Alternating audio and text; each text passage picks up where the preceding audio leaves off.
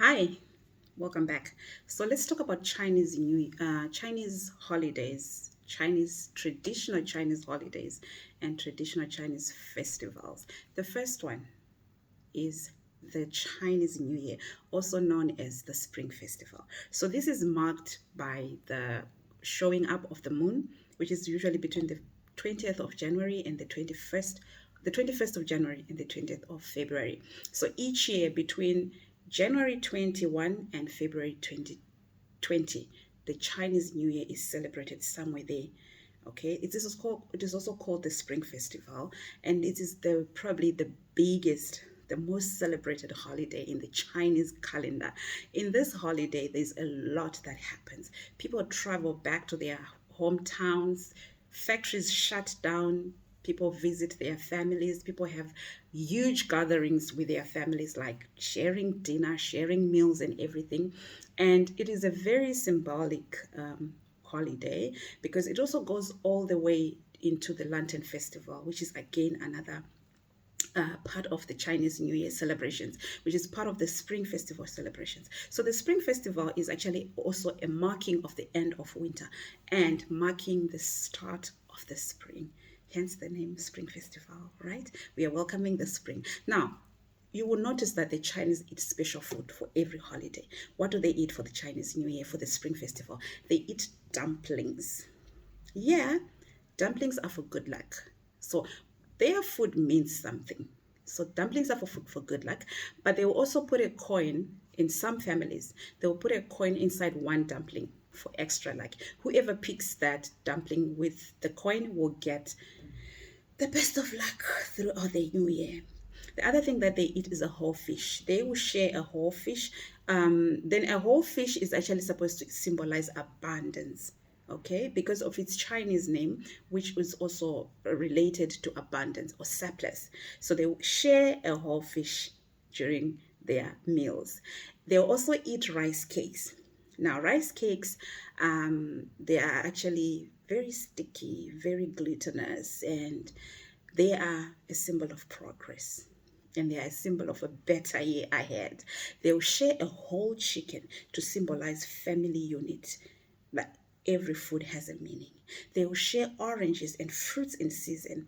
Now, these oranges and their color, they symbolize gold, right? So they are for good luck, they are for wealth in the coming year, in the new year. They will share everything and it has a meaning, definitely. They will also prepare decorations. So just before the Chinese New Year kicks in, they will clean their houses to chase out evil. They will clean, like really clean their houses, thorough cleaning, that spring cleaning. They will do it to chase away evil spirits. They also decorate their houses, their doors, they are even inside the houses, the streets, the shopping centers, and everything. They'll be decorated with red decorating items. And these are said to chase away evil again. Yes. So they are also for good luck and prosperity and to chase away evil from their surroundings, even in the shops. They're to chase away evil and to bring more customers and bring more money. All right. So that is before the Chinese New Year starts. There's a lot of red everywhere. The red is the color of luck in China. So if you see a lot of things in China, they are actually in red. And their celebrations, most of them are actually in red. Traditionally, they will also give each other what is called the red envelope, hongbao.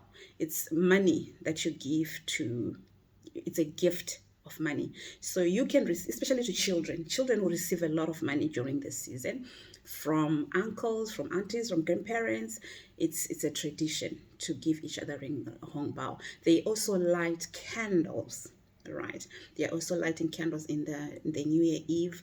They light candles. They'll watch festivals. I remember I watched one festival online on the TV, or they can actually go to sit in and attend, watching people dancing like dragons and lion dances and everything and everything.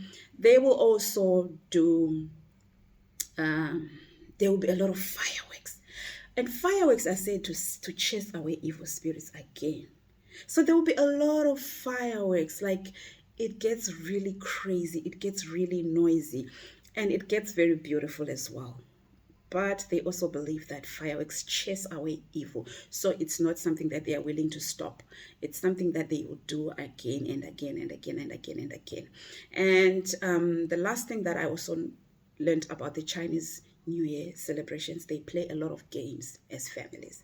They play games and they also honor their ancestors while they're in their celebrations. That is the first holiday in the Chinese calendar. The second holiday in the Chinese calendar is the Qingming, which is also known as the Tomb Sweeping Day. Now, this is a celebration of the dead. They are remembering their ancestors. They are remembering their dead in this season. This festival is actually done mostly in countries like Cambodia, Hong Kong. Okay, Hong Kong is China. Malaysia, the Philippines, Thailand. They also do the same festival, which is a time that they remember their dead. Okay, it is done either on the 4th, or the 5th, or the 6th of April, depending on the year. It's a time they remember their ancestors. And what do they do during this time? They eat a lot of meat and they offer the meat to their ancestors so that their ancestors can eat it in the afterlife, because they totally believe that they can send their ancestors food. So they'll take food, meat mostly, like chicken, pork, duck, and then they provide that to their ancestors. They take it to the graves. They take fruits to the graves. They take beverages like tea, like wine, to honor their ancestors, and they'll go and place those things by the graves. Okay, they also do baked food like steamed buns. They take them. Other things that they do to celebrate this day is to go to the graveyards. They sweep their ancestors' tombs, they clean them up, and then they put these offerings.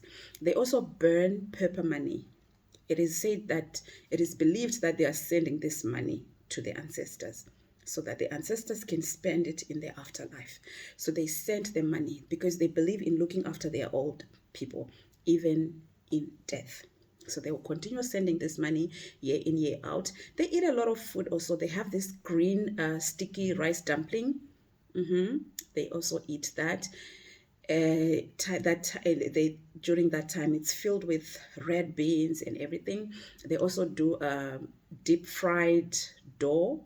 They eat that during that time. They also offer it to the ancestors, and they eat steamed buns and they eat dumplings and all that.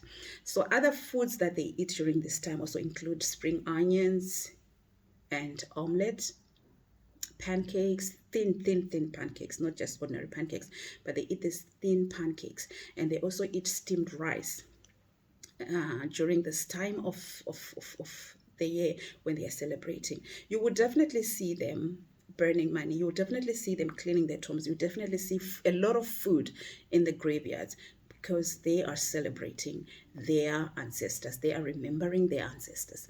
The third holiday in China is the Labor holiday. Now, this is celebrated over 3 days. It's a family time. It's holiday time for the entire family.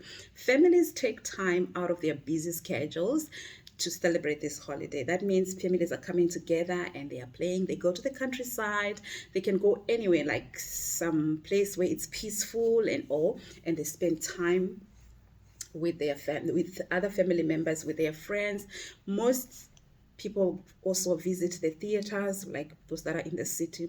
They go to the cinema, they go to the cities, to the theaters, they go to exhibitions park, they go to the museum. They just do activities just to relax and to forget about work. So those are the first 3 holidays in the Chinese calendar. The next holiday I'll talk about is the Dragon Boat Festival. Stay glued for that one.